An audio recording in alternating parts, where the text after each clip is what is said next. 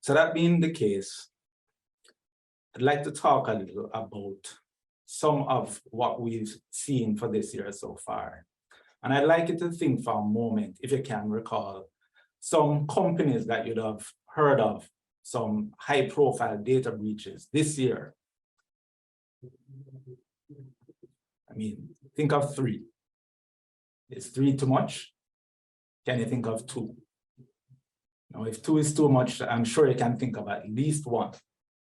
Because it would be difficult to not even remember some of these that I'm about to share with you, such as just recently, American Airlines. Now I'm going in reverse chronological order. So American Airlines, they actually had a breach in July where customers' date of birth, driver's license information, as well as passport numbers and medical information was obtained. And it was done through accessing employee email accounts. As to when it was discovered, American Airlines has actually been very hush-hush about it. But it wasn't until sometime the last week or 2 in September that they reported the breach. Incidentally, on the very same day of the breach, that afternoon, their share prices fell by a whole 2.6%.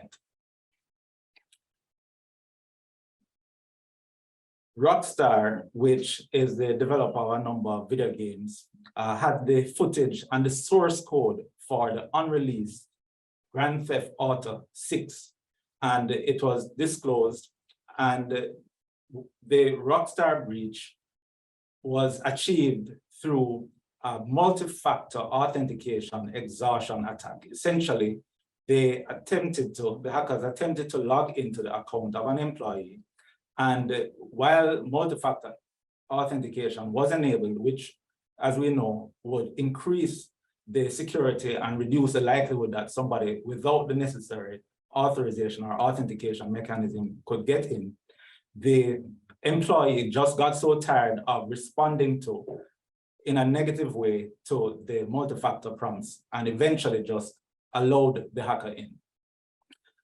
So just before that, there was the Uber breach where it was described as a total compromise. And this was where the names and driver's license information of 600,000 drivers and the names, email addresses, mobile numbers of 57 million users were extracted. And again, we saw that this was done through a Slack channel as well as through a multi-factor authentication attack. The tactics of the attacker were identical to that of the Rockstar breach. In fact, it is believed that it's the same hacker group, Lapsus, which incidentally was also responsible for the NVIDIA, Microsoft, Samsung, Ubisoft, Vodafone, MailChimp, and Okta breaches. And in all of these cases, we saw that it was predominantly via social engineering attacks.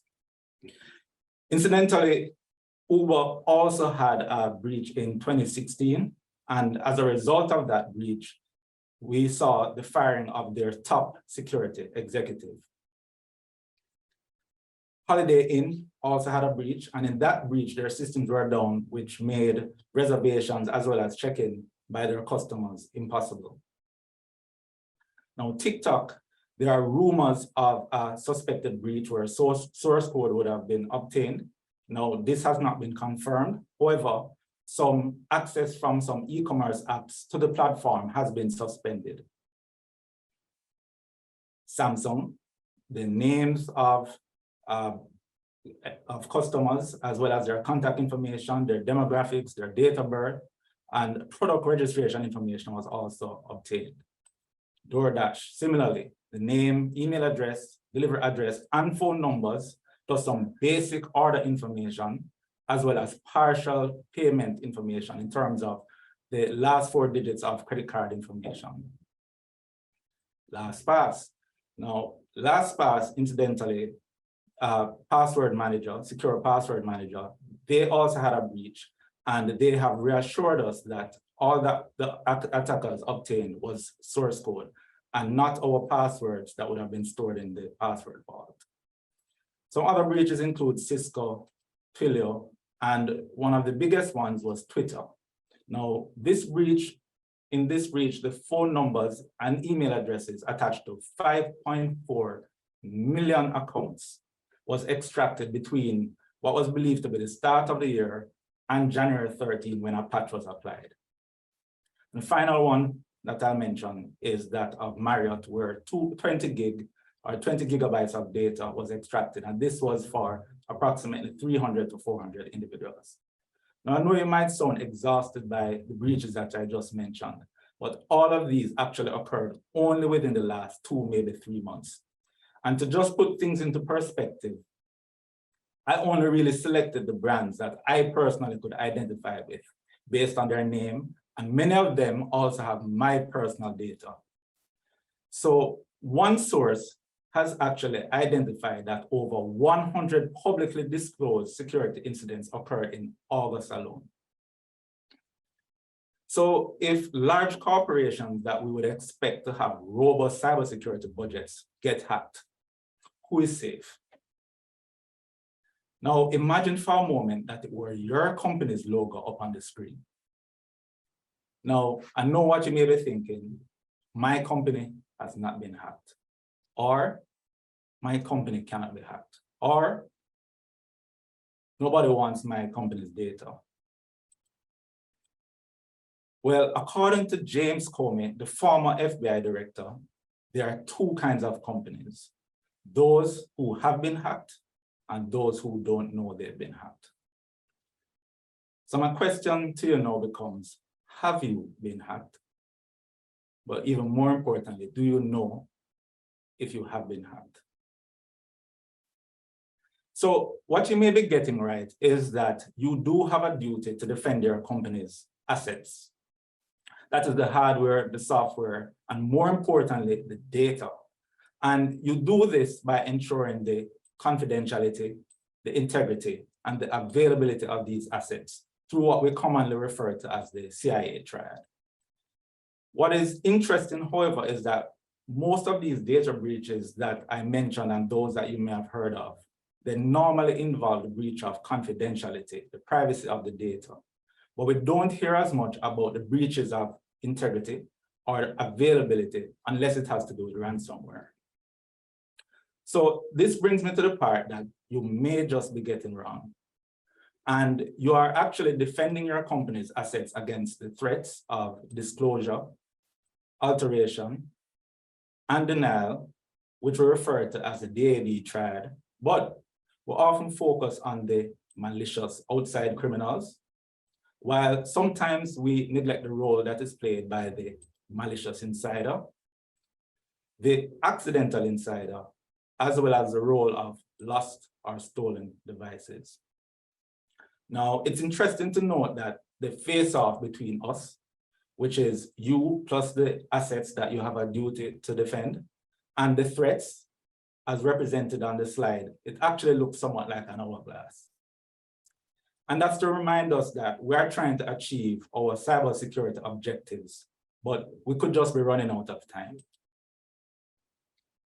So how do you cover all your bases with limited time, people, and budget? Now, whether you're new to IT management or you may be somewhat seasoned at it and you have recently inherited an IT operation, or you could be faced with developing a cybersecurity program, or maybe you are evaluating an existing cybersecurity program, rather than reinventing the wheel, it would be best to implement an established framework. So some of the more established frameworks include ISACA's control objectives for information and related technology, commonly called COBIT, or the ISO 27000 series, primarily the 27001, as well as its supplement, which is the 27002. And while it's not so much of a framework, but it's more of an implementation standard, we often see references to the Center for Internet Security, which is the CIS. And finally, there is the National Institute of Science and Technology, or NIST Cybersecurity Framework. Now, the NIST Cybersecurity Framework is the one that I've selected for the purpose of today's discussion. Now, the specific reasons for choosing the NIST framework is that, just a little background, it was developed by the US government primarily for critical infrastructure, which includes banking, energy, and communications. And while it was developed for government institutions, it has also been adopted by the private sector. And it can be and is used by many sectors, any size, although it's not a one size fits all. So unlike COBIT or ISO, which are proprietary and commercial standards, the NIST cybersecurity framework is highly available in that it is basically open. You can download the standard and all the documentation, and it's of a very high quality. And essentially what it does is that it uses some existing standards, guidelines, and best practices, which incidentally are taken from COBIT, ISO, as well as the CIS.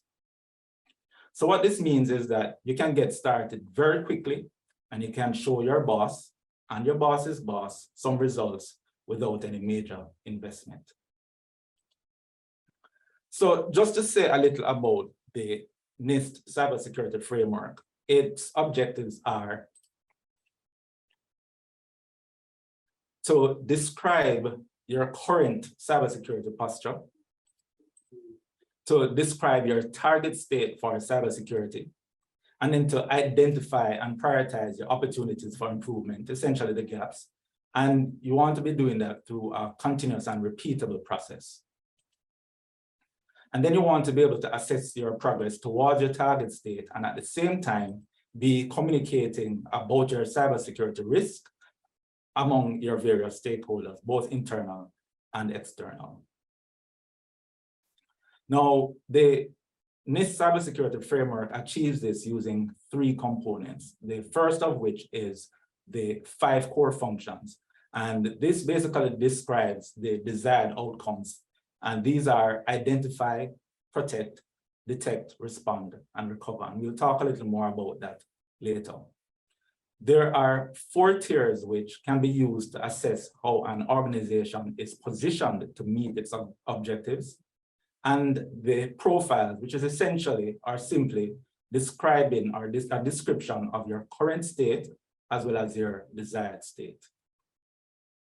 And it does this with simple, consistent language so that it can be used from the server room to the boardroom, so that you can be effective working with your team to achieve your security objectives and demonstrate value to your stakeholders.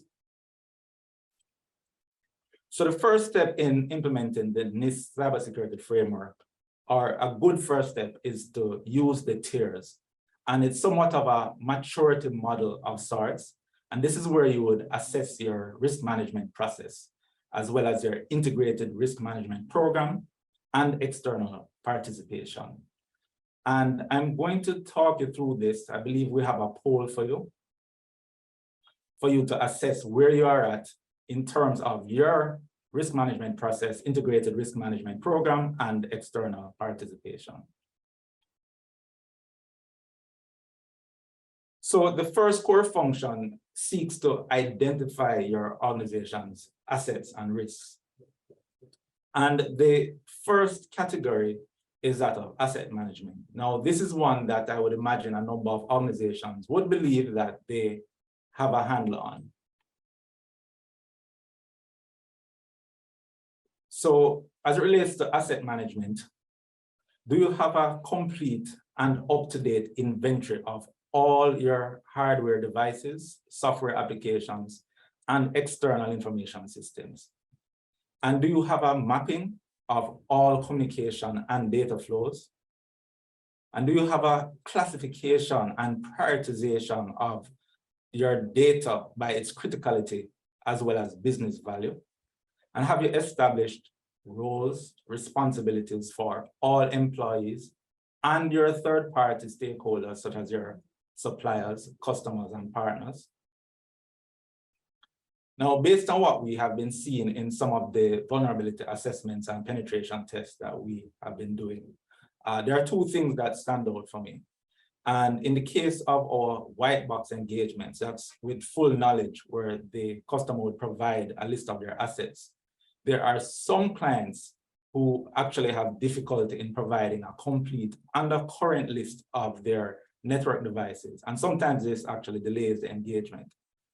The other thing that I've observed is that sometimes in the case of our black box engagements, that's zero knowledge, when we report on the assets that we find in the client's environment, sometimes there are clients who don't even remember about certain operational technology, such as cameras, or they're not aware of some cloud technologies that are actually supporting their infrastructure. Now, while cameras and cloud technologies may be outside the control of the IT department in some instances, they also have vulnerabilities that can be attack vectors for hackers. As it relates to the business environment, have you identified and communicated your organization's role in the supply chain, as well as its place in critical infrastructure, as well as its industry or its sector? Have you established dependencies and critical functions for delivery of critical services? And have you established the resilience requirements to support delivery of your critical services during your normal operations, when you're under duress or attack, and during your recovery? Governance. Have you established and communicated your cybersecurity policy? And have you coordinated and aligned your internal roles and responsibilities with those of your external partners? And do you understand and manage the legal and regulatory requirements, including privacy?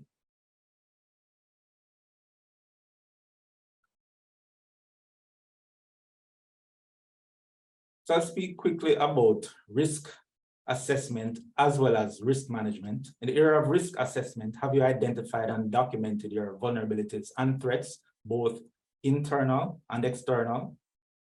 And have you identified and documented any potential business impacts as well as the likelihoods? And then determine the risk as well as the prioritized responses? And have you determined and clearly expressed your risk tolerance informed by your organization's role in critical infrastructure and your industry and your sector? And have you established and managed and had agreement to your risk management processes by your stakeholders? And while I want to believe that risk assessment and risk management are ongoing and improving, the supply chain risk management category is one that we have to pay attention to because it's outside of the control of our organization. So have you identified, established, assessed, managed, and agreed to cyber supply chain risk management processes with your organizational stakeholders? And have you identified, prioritized, and assessed suppliers and third parties of information system components and services? And are you using a cybersecurity supply chain risk assessment process? Are your contracts with suppliers and third-party partners used to implement the appropriate measures designed to meet the objectives of the organization's cybersecurity program and cybersecurity supply chain risk management plan? And do you routinely assess your suppliers and third-party partners using audits, test results, or other forms of evaluations to confirm if they are meeting their contractual obligations? And while you may have your response and recovery plans, which we'll talk about later, you have them in place, and you're doing testing, are you actually conducting them with your suppliers and your third-party providers to ensure that they are able to perform at the time that you may need them the most? All right, protect, very critical one. So this second core function is where you seek to protect your organization's assets. And you do so using a number of mechanisms, one of which is identity management and access control. So do you issue, manage, verify, revoke, and audit identities and credentials for your users, devices, and processes? And do you manage and protect the access, both physical and remote? And do you manage access permissions and authorizations based on least privileges and separation of duties? And do you authenticate users and devices using single factor or multi-factor based on the risk of the transaction? So interesting to note, I would have spoken of the Uber hack, for example, where the attacker got in through an employee's access. And what they were able to do was to pivot through the network or carry out what is referred to as privilege escalation, where they were able to move laterally to other systems throughout the network and gain additional privileges. And that is how they were able to achieve what is described as a total compromise, in that they not only got access to the driver personal information as well as passenger private information. But you may recall, if you were following the media, the hacker actually posted screenshots of numerous internal systems, including financial systems, that they were able to access.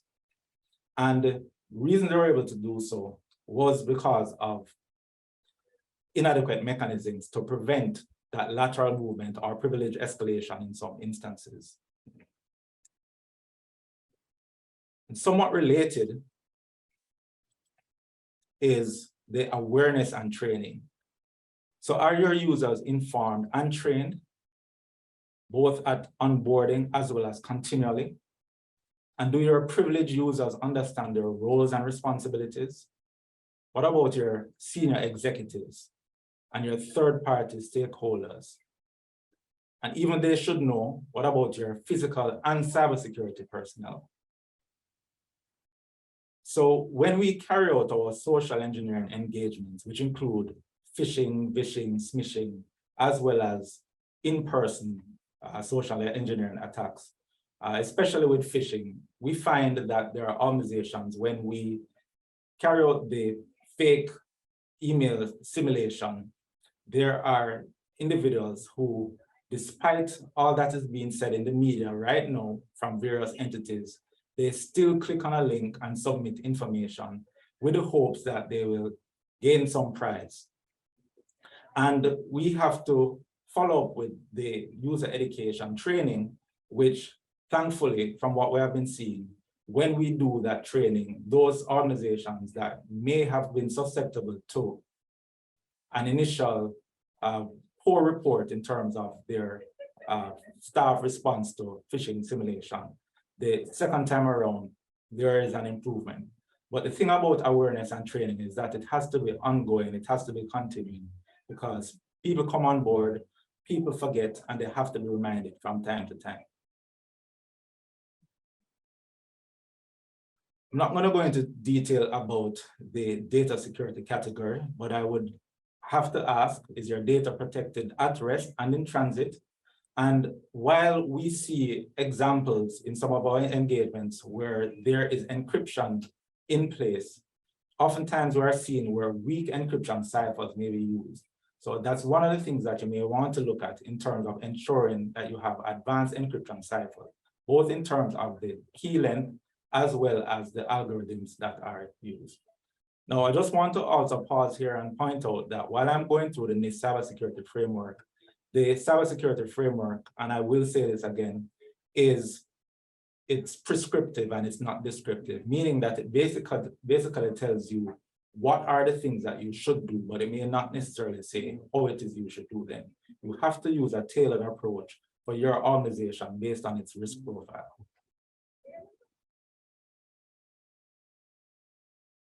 All right, so I'll take this question from the chat real quickly. So James is asking, all of this seems very onerous, but important for a small IT team. So despite my earlier high-profile examples, are SMEs therefore more vulnerable, and how come the dichotomy? All right, so James, I'll address your question in this way. So for a small IT team, I will address that one later in terms of some ways that you can actually go about implementing this framework. And you did ask, are SMEs more vulnerable? That's a very good question. And I'll tell you, just from my observation recently, we did a couple penetration test engagements at two somewhat affiliated organizations, one large and one small. And what we actually found was, I would say, interesting, to say the least, that the larger organization was the one that had way more vulnerabilities. Granted, aside from the fact that they had way more systems, we found that the smaller organization actually had a lower risk rating based on the vulnerabilities that were found. And we could actually find a number of reasons why that could have been the case. And one of them could actually be that the environment would have been smaller and as a result, easier to manage. But that's a discussion that we could have outside of this. But as I said, I will address the part about how you could actually go about implementing this framework a little later in the presentation. So as it relates to information protection processes, is cybersecurity included in human resources practices, such as the personnel screening, as well as deprovisioning? There are employees who leave an organization and their credentials, their username and password is not removed from the system. And as a result, it's a gateway for either that employee down the road or another employee to be able to leverage that to result in a breach and go undetected. Have you created baseline configurations and configuration change control processes? And do you conduct, maintain, and test the backups of data? And this is where I want to point out that the purpose of backup is not to backup, but the purpose of backup is to be able to restore the data. I'm actually aware of more than one case where an upgrade may be in process, and the team who expected that they should be able to restore the backup of the data on the new system discover that the backup is of no use. So it's important not just to do your backups, but to occasionally test your backups to ensure that you are able to recover. And is your data destroyed according to policy? And for the life of me, I can't remember the name of the organization, but just within the last week or two, I read a case of an organization that discarded hundreds, probably thousands of hard drives without actually destroying the data on them, whether logically or physically. And of course, that's a large number of customers' data that is just out there in the public.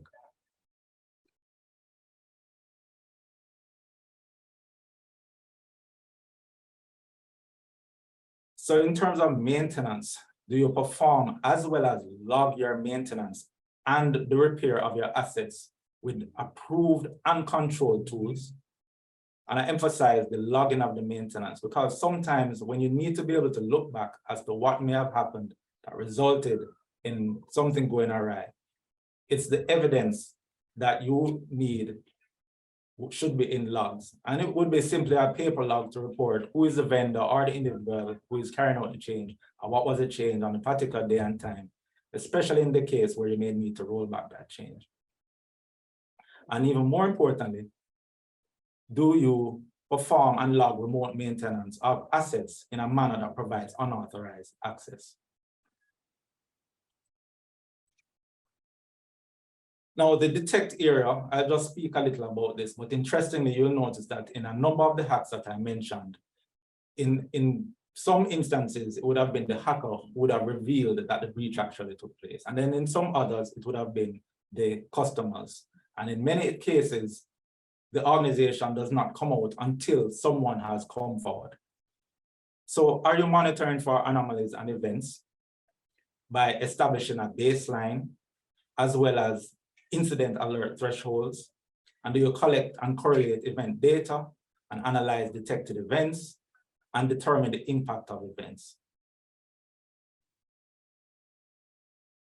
And are you monitoring the network and detecting malicious and unauthorized code, as well as monitoring for unauthorized personal connections, devices, and software? And do you perform vulnerability scans?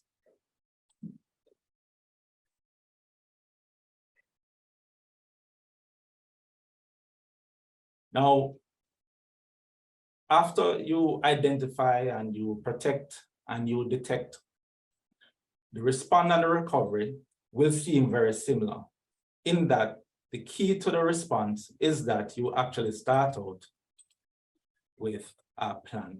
And that is not just developing a response plan, but it's important that that plan is executed accordingly during as well as after the incident. And I emphasize the after. And tying back to what I just shared, in terms of communication, do your personnel know their roles and the order of operations when a response is needed? And are incidents reported, information shared, and coordination occur with stakeholders consistent with the plan? And does voluntary information sharing occur with your external stakeholders so that they can achieve a broader cybersecurity situational awareness? And do you investigate the notifications as well as do you perform forensics to understand what happened? Or do you just rebuild? And are your incidents contained and mitigated? And are newly identified vulnerabilities mitigated or documented in an acceptable fashion? And as I said, the recover would look very similar to the response in that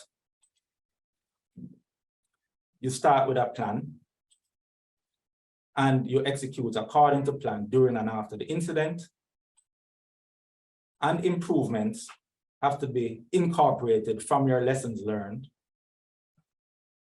And you have to manage the public relations as well as repair reputation after the incident.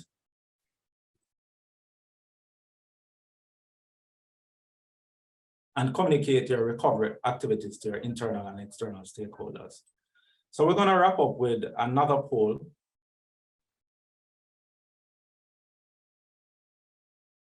So I know that, I believe it was James asked a question earlier about how to implement this. Well, there are a couple of approaches that you can use to implement the cybersecurity framework. And one of them is that you could take each of the core functions and go through and see where your gaps are and complete the identify function. And then they protect and then detect and so on and so forth. However, that process could take quite a lengthy period of time, and you might be so strong in the identify area that you're not able to protect and detect, and then you're late to the game. Another approach is that you could go through a cycle, so to speak, where you identify an asset and then go through the mechanisms for the protect and detect and respond and recover for that specific asset or class of asset or class of data.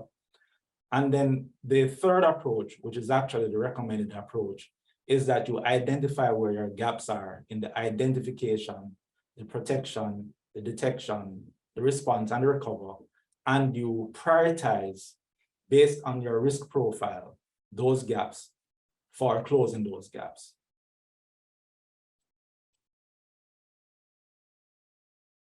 Okay, all right, so an additional question from James.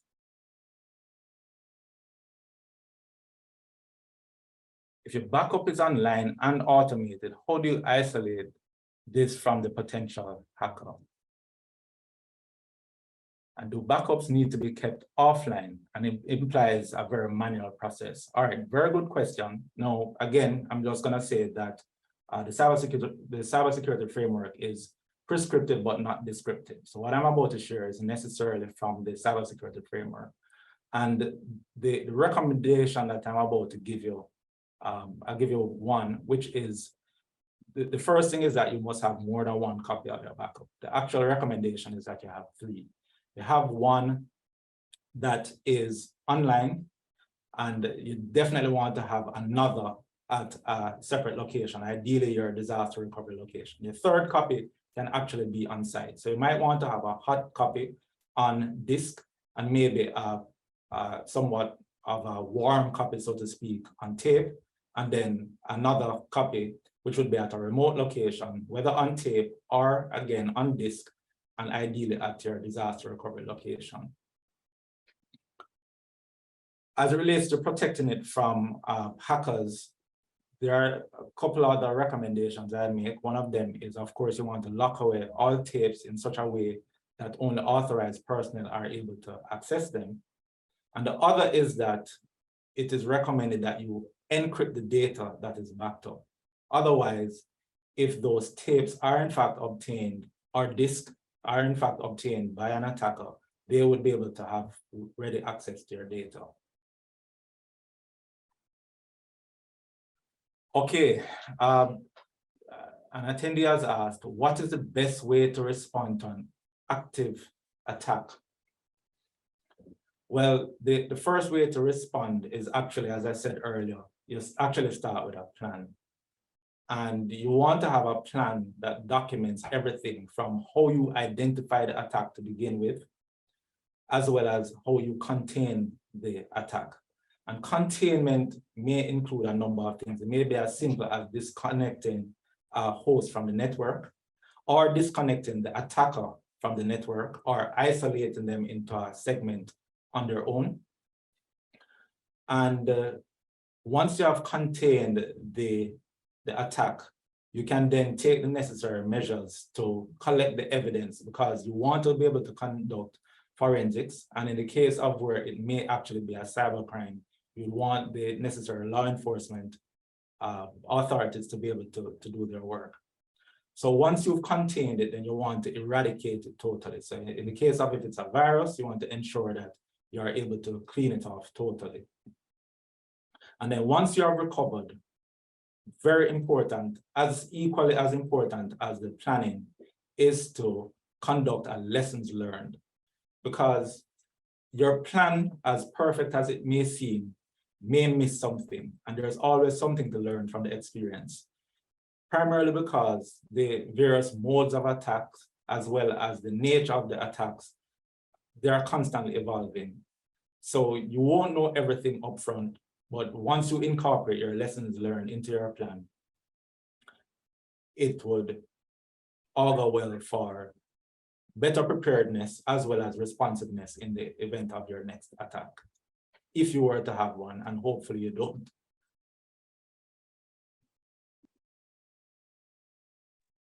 Hey, David, back here with you. Before we wrap up the webinar, I know we are short for time. Just want to ask you 2 questions in one, because I know some people may be thinking about it or may still benefit from it.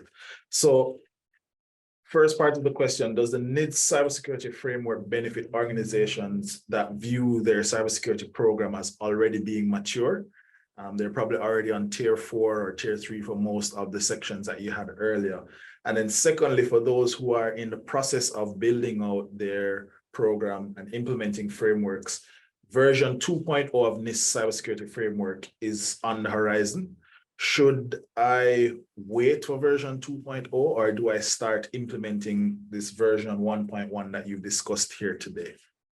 Okay, thanks for that. So yes, you are right. I actually just shared version 1.1 of the cybersecurity framework, and version 2 is actually being developed.